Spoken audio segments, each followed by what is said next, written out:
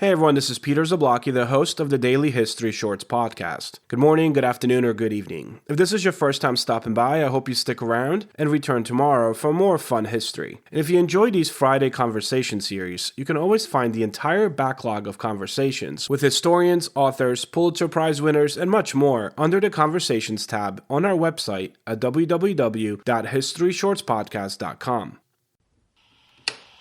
Yesterday, December 7th, 1941. It's one small step for man, one giant leap for mankind. Mr. Gorbachev, tear down this wall. Today's episode is proudly brought to you by thecollector.com, your destination for captivating stories that teach, inform, and inspire millions of readers every day. From ancient history to today's defining moments, from philosophy and art to exclusive interviews, discover more at thecollector.com. In today's episode, we have the privilege of speaking with Dr. Moudhy Al Rashid, a distinguished historian and author whose work takes us back to the very foundations of human civilization. Dr. Al Rashid's book, Between Two Rivers, Ancient Mesopotamia and the Birth of History, explores one of the most important periods in history, the rise of Mesopotamia as the cradle of civilization. Through her in-depth research and compelling storytelling, Dr. Al Rashid sheds light on the advancements, challenges, and lives of the people who lived between the Tigris and Euphrates rivers. From the invention of writing to the birth of recorded history. Today we'll discuss the groundbreaking contributions of ancient Mesopotamia, the complexities of its society, and how it continues to shape the world we know today. Moudhy, thank you so much for joining me on the show. Thank you so much for having me. What got you into your own journey, into studying and researching, cuneiform, but also Mesopotamian history, and how did all that lead to writing this book? So I got there in a really kind of a roundabout way, and I sometimes make a comparison of leaving the man that my parents chose for me in favor of the man that I fell in love with, because I was, for a variety of reasons, planning to go to law school, not necessarily internal reasons. I'm quite grateful that I did so badly on the LSAT so many times that it sort of forced me to come up with some other options. And there was one summer where it was after I finished my undergrad, where I went to London for a week with my brother, and I took a course it was called The Book in the Ancient World, which is, of course, what super cool people do for a week in the summer right after finishing university. The first day was on clay tablets from cuneiform tablets from ancient Mesopotamia, and we were led through the British Museum in London. And the curator pointed out this really ancient map. He pointed out letters, works of literature, and I was just completely and utterly enthralled. And that day, I went online and researched where can I learn this stuff as quickly as possible with zero background. And I applied, and the sort of rest is history. So it was very accidental, kind of romantic in a way, how I ended up doing this. And what led me eventually to write the book, because I was in academia for about 15 years before deciding to write a book, was that so many people I spoke to had never heard of the incredible history from ancient Mesopotamia. So just to zoom out for a second, it's the name of the region between and around two rivers, the Tigris and Euphrates rivers, in what is now Iraq, Syria, and parts of Turkey as well. And these rivers had they created a sort of really fertile landscape that led to all sorts of innovations, or that made possible all sorts of innovations. And one of those was the development of writing, which was done in clay on these little kind of iPhone-sized tablets, where they recorded everything from, how much barley you needed to make beer to feed people, to a wife writing to her husband being like, I'm really tired, can you please come home and help me with the kids? I really wanted to bring this subject that I loved so much, that was just full of incredible moments from history, from major milestones to very human moments, to as many people as I could. And I thought a book would be the best way to do that. And I'm so grateful for the chance to have done that. I love the fact that you had like a moment you could point to, because sometimes you talk to people and they're like, I don't know, I kind of always stumbled into it, and you kind of stumbled into it too, but you could point to a moment where you're like, oh, I like this. You know what I mean? Like, which is Yeah. kind of cool. So the emergence of writing, you kind of touched upon this idea in Mesopotamia, is often seen as the beginning of recorded history for obvious reasons, because you're writing it down. Can you Mhm. discuss the role of this writing in shaping not just Mesopotamian civilization, but also the future of historical documentation? Yeah, I mean, what I find so incredible about writing in ancient Mesopotamia is that it documents over 3,000 years of history. That's over half of our kind of written history. And they wrote everything down. I mean, literally lists of kings, really private letters, medical texts describing all sorts of graphic issues that someone might suffer from, little kids doing their homework assignments. So I would say that one way I think that writing shaped the development of that history is that it enabled people to tell their own stories and for those stories to survive. So in a way, it shapes more our understanding of what happened versus their understanding of things as they were happening in the moment. But another thing I find fascinating is that they did attempt to write their own histories down. But one era that they were particularly interested in was the era before writing. So these scribes and scholars from, let's say 2900-ish BCE until um, 100 CE is when the latest tablet is from, had at their disposal, hundreds, if not thousands, of records from earlier eras. And those records could take the form of anything from receipts, which sound really boring, but can actually tell you quite a lot, to, the royal inscriptions of kings, the scholarly texts of the people who educated them or who educated their educators on topics as vast as medical issues to astronomical observations. So they were very much aware that there was this history around them, but they were really interested in the periods for which that was missing. And they did a lot of kind of gymnastics to fill the gaps in. And a lot of it was the blanks were filled in with myth, with legend, that tell us a lot about how they understood the world around them, how they understood creation. There are even early flood stories about creation and destruction and survival that I think really shape their understanding of the place in the world. So in a way, it's both the written record and the absence of it that shapes these approaches to their reality, really.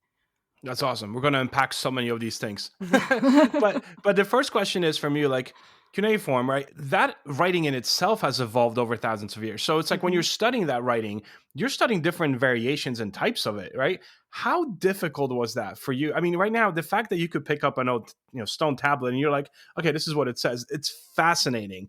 But like, how much work did that take for you to get to that point? Yeah. So cuneiform is the name of the writing system that was recorded on these clay tablets, and it gets that name from, I'm probably going to say it wrong, but from the Latin word cuneus, which means wedge, and that is the only Latin word I know, as far as I'm aware. um, and actually, funnily enough, in Arabic, it's called mismari, which comes from nails, like nails that you drive into a wall. So it's also a visual kind of description of the text. And in the one of the languages that this writing system was used to record, which is called Akkadian, which is related to Arabic, it was called Sataku, which means triangle. So they also describe it according to the wedges.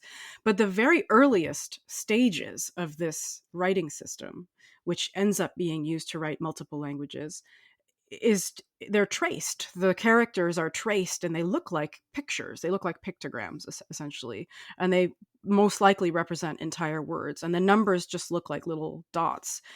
Whereas the later text is where, the word cuneiform comes from. Instead of tracing, which I suppose they figured out was pretty laborious at some point, they decided to just quickly impress. And actually, when you practice it enough, it's quite easy to impress the signs into clay, much harder to draw them with a pen and paper, for example. And it's that sort of development that leads to the word cuneiform, which we use today to talk about this writing system. But the cuneiform used, say, in 2000 BCE is very different from the font, let's call it, used in 600 BCE. So there are a lot of kind of fonts and script stages that you have to master to be able to read the writing system. And just to dispel kind of any potential myths about my abilities, it does take me a really long time if I'm reading an actual tablet I sort of agonize over every single sign. And one of the other fun bits of cuneiform is that each sign stands for multiple things because of the way that the script stage develops. And I talk about this a lot in my book, using emojis as a kind of analogy to help people wrap their head around how it's possible for something to stand for so many things.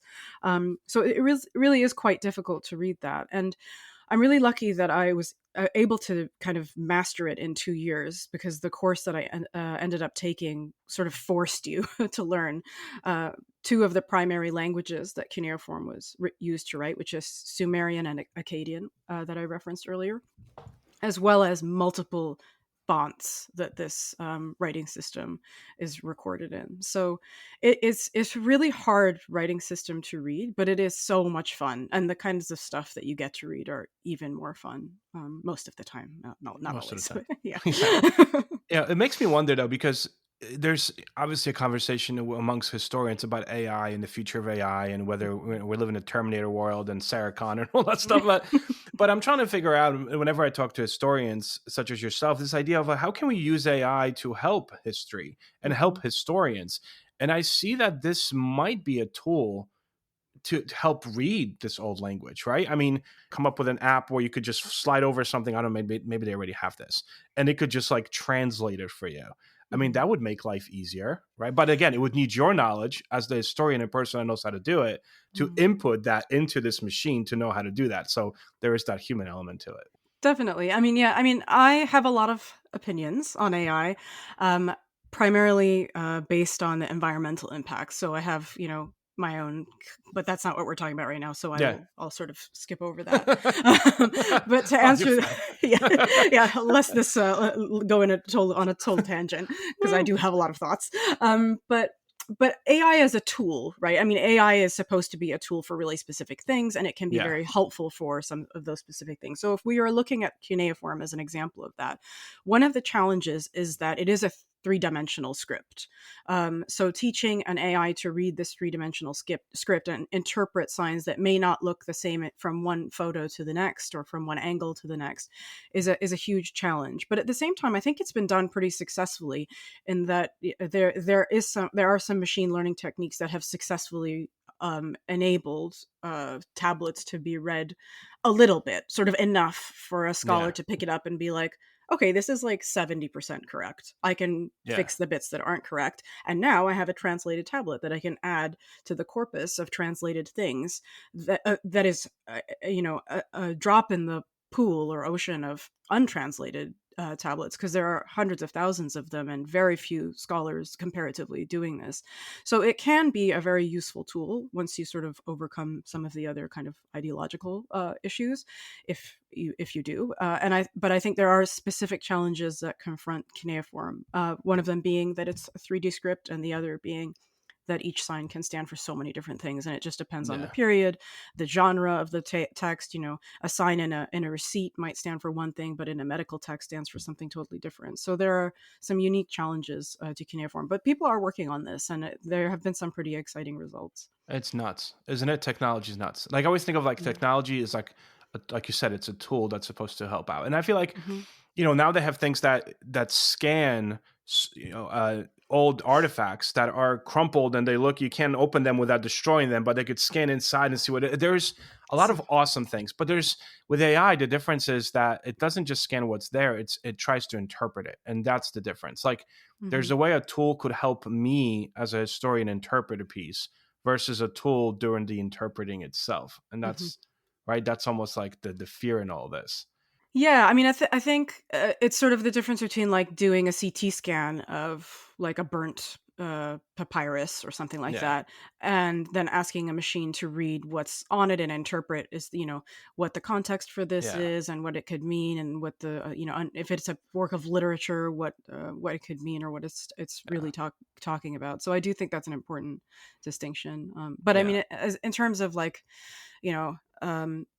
For AI for cuneiform, I think it can be quite a helpful starting point to Yeah. help scholars get through. I mean, it's just such a huge amount of material. Yeah. Um, Where So, is most of this stuff held? I mean, I assume it's all over the place. Because you mm, think of Indiana Jones, this belongs in a museum, but really yes. it's like stealing. For the Western museums, it's not. It's not in a sense in the museum it's supposed to be in. But where are most of these tablets Mm. held? I mean, they're sort of everywhere, and I mean there's a whole conversation to be had about how the tablets were excavated in the kind of imperialist context for early excavations, and how they agreed with. Let's talk about Iraq, for example, with the Iraqi authorities about how much they were taking and what they were taking, and the arguments over that. And it's in itself a very interesting history. But in terms of where they are, there are tens and tens of thousands in the Iraq Museum in Baghdad. There are over 100,000 at the British Museum in London. Most universities and major universities will have like a collection of tablets. Some private collectors, some of whom choose to remain anonymous, for example, in the databases that scholars are trying to compile, may have many tablets in their possession. Some are quite open and proud that they have purchased these things. So yeah, they're kind of all. I mean, I feel like occasionally you'll see an article published by someone of 3 tablets in a library in like Iowa or something. Wow. They've made it far and wide through various mechanisms, some of them legal, some of them not, and even the legal ones are questionable given the historical context. But Yeah. there are so many. I mean, there are so many. And so much history has not been read or interpreted from these, right? Some people are just like, Exactly. it just looks so cool, but there's so much history written on them. That's Yeah. amazing. So your book frames Mesopotamia as the birth of history through artifacts, but these particular artifacts are collected by this priestess, often considered the curator, you might say, of like the world's first museum. Can you give us some background on your, I guess I would say, foundation character of the Mhm. story and the museum itself? Yeah, so the story kind of begins with a woman called Enigaldi Nana, and that's not her real name, her birth name. It's the only name we know her by, which is the name she was given when she was consecrated as the high priestess to the moon god in Ur by her father, who was the last independent Babylonian king, Nabonidus. After him, Babylon falls to the Persians, and there are no longer any independent Babylonian kings. And she ends up in Ur. And when excavators found her palace, they discovered on the kind of top layer of excavation, so the layer from the 500s BCE, a weird collection of artifacts that are from much earlier eras. Some of them, almost 2,000 years earlier. So they found school tablets from around eight. Well, actually, the school tablets ended up being contemporary. They found a votive object, so an object with a dedication to a god from around 1800 BCE. They found the part of a weapon that was probably older, but it didn't have any writing on it. They found just such a bizarre collection of things that were out of time. Um, and one of the objects helped them kind of understand what this was. And it was this weirdly shaped cuneiform tablet. So it wasn't shaped like your typical iPhone shaped an iPhone size thing. It was shaped like a cylinder. And on it, it talks about the discovery of a brick by a governor of Ur, and the governor took the brick that he found and put it in the palace for display. Those are the last words, anatamar tishu, which can mean for viewing in Akkadian. And so early excavators thought, oh my goodness, we have found the world's first museum, and this is the earliest museum label. So it is possible that this princess collected older things, or that they were already there in her palace and she decided to organize them. But I do complicate this a little bit in the early parts of my book because I think there are maybe other explanations that could even be more interesting. But whatever explanation we land on, the fact is someone found these older things and kept them somewhere outside of their kind of periods of use. And that in itself tells us about how people related to their history and is so interesting on its own. Why do you think, or rather, what do you think might have prompted these ancient Mesopotamians to collect these artifacts? I assume there is a love for history. There's something binding, maybe just like for us today, right? Like we look Mhm. back to history to try to understand the world we live in today. Do you think that's similar to why they might have collected historical artifacts? I do. I mean, I think on a personal level, people collected sort of family heirlooms. They inherited these things called cylinder seals. They look like little batteries, and they have people's names on them and their job, and sometimes some designs and drawings on them. They're really really beautiful objects, and they pass down all sorts of things. But I think also from a kind of scholarly perspective, people were interested in history. Kings were interested in history because it helped with their connection to a long dynasty and genealogy. It kind of legitimized their kingship, so to speak. Scholars even try to relate to much earlier scholars, even the kind of mythical scholars and sages who preceded the flood that almost wiped humanity out. So there's this kind of the further back your genealogy goes, the further back your connection to the past goes, the more credible you are as a scholar, as a king, as a whatever. So there was this interest in the past from an ideological perspective, and maybe it was also sort of all around them in a way. The famous works of literature like the Epic of Gilgamesh talk about ruin mounds. So it's not sort of out of the question to imagine that there were ruins, maybe not in their cities, but outside of their cities. And they would have been aware of these kind of earlier eras. And I do think the literature tells us there was a connection between history and wisdom. And the Epic of Gilgamesh in particular, which is this very famous story about a king called Gilgamesh who's an absolute nightmare, and he goes on this quest after losing his lover and friend and companion Enkidu, and goes on this quest for immortality. And in the end, he finds wisdom, and it's the wisdom of the sort of one of the sole survivors of this flood that I've referenced a couple of times, which is then retold in the Epic of Gilgamesh. And there's this idea that this survivor of the flood has lived hundreds of lifetimes, and there's no substitute for the wisdom that you would get from that. But short of being immortal, the closest we can get to that is studying history and kind of accumulating the wisdom of the people who came before us. And I think there's really a sense of that in the literature, at least from ancient Mesopotamia, and the scholarship as well.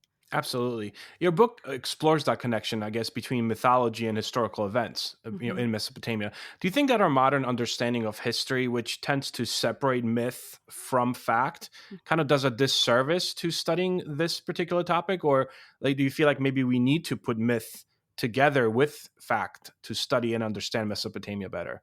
I think when it comes to the written records from ancient Mesopotamia, it's important to set aside our own kind of modern standards of how we do history, because the way people do history has changed even between today and 30 years ago, and then between 30 years ago and 60 years ago. The standards change, the way the tools we use change, the way we write about things change, the biases that we bring have been checked and rechecked, and they're still there, but we still do our best to work around them.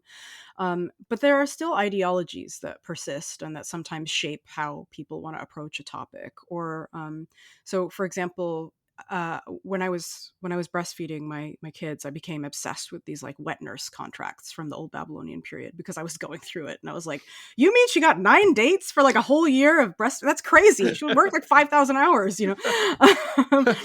There's not enough money in the world. Yeah, exactly.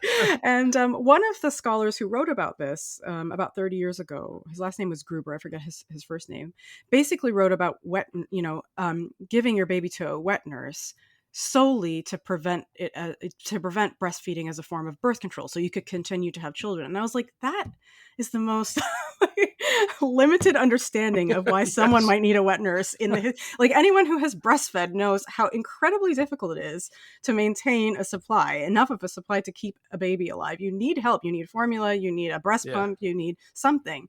And that's what wet nurses were, because there were no other alternatives. Yeah. So I just think that somebody who kind of writes it in that limited way is coming at it from their own biases or limited experience in that particular field. Yeah. So I think it's impossible to divorce that from how we do history.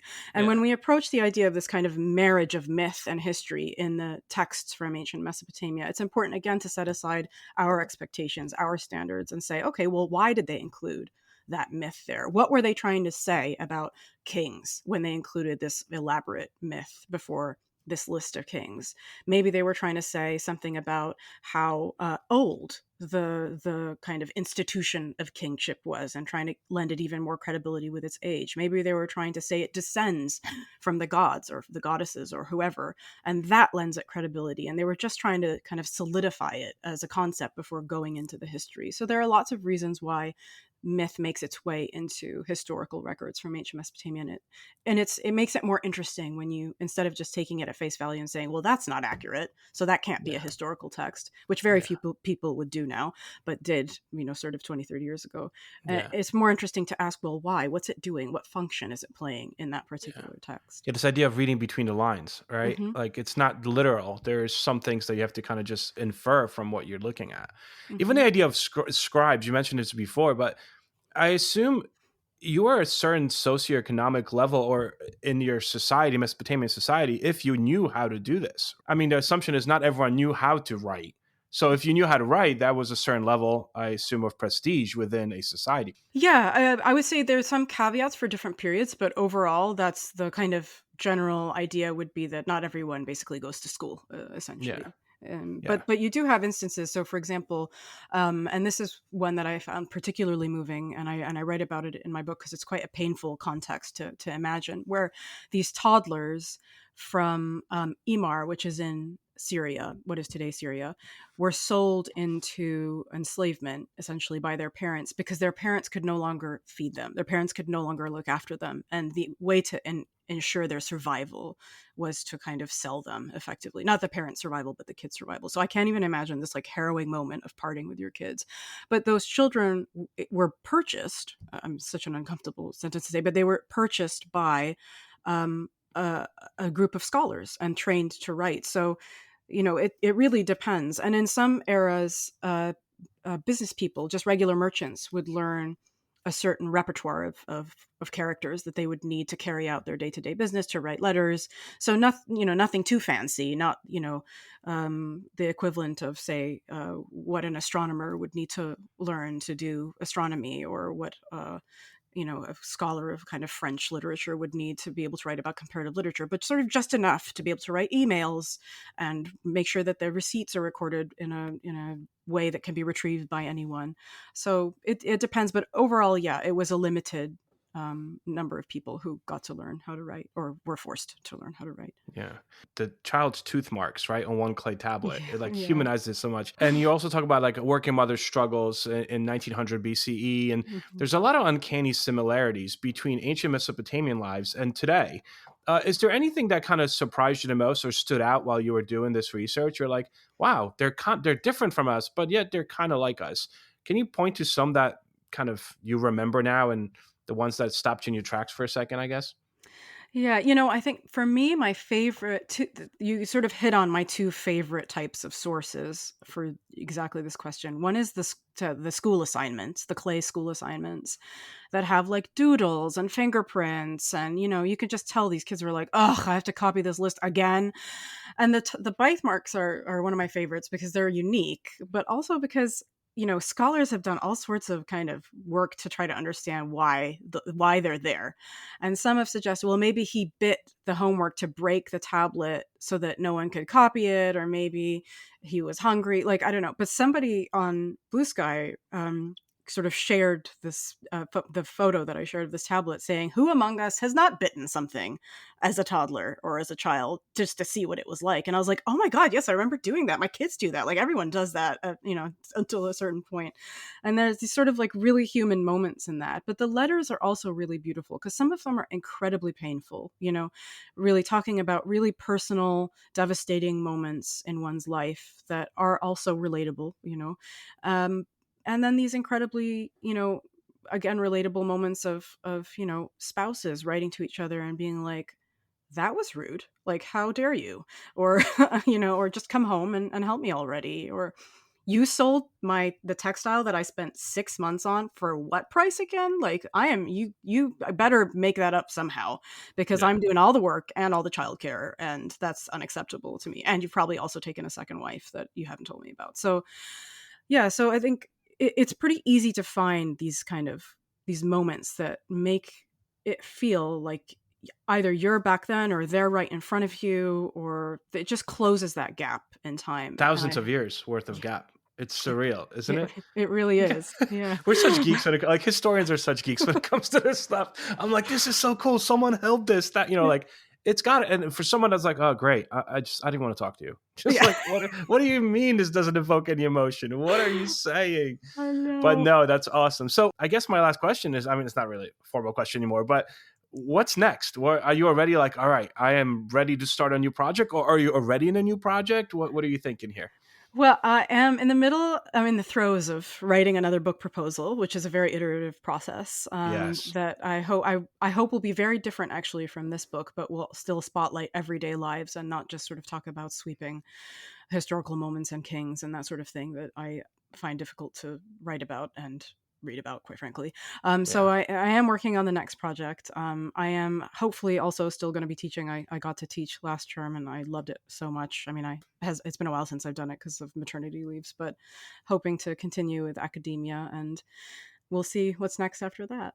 Moody, where can my listeners go to learn more about your work and what you're up to, and all this knowledge that you like to share with everybody? Yeah, so I'm on Blue Sky a lot. I haven't been for the last couple of months because of work commitments, but I will be back on Blue Sky. You can also email me anytime. I'm very searchable. If you just search my name and Wolfson College, which is where I work, you can find my email address. And I hope you will also buy the book and enjoy reading these insights from such a long time ago. I highly recommend it. I can recommend this book more. I read it in 2 days. It was one of those, and my wife is like, "I love that cover." 'Cause she reads like her books, her beach reads, and she's like, "I think I want to read this." I was like, "Oh my god!" It's the first history book my wife ever looked at and said, "I think I want to read this." So that's awesome. But anyway, I'll put all the links to it and to Amazon and all the other things right in the description. So whoever's listening to this, you guys can just click on that. But Moody, thank you so much. This was a great conversation. Thank you too. It was lovely to talk to you.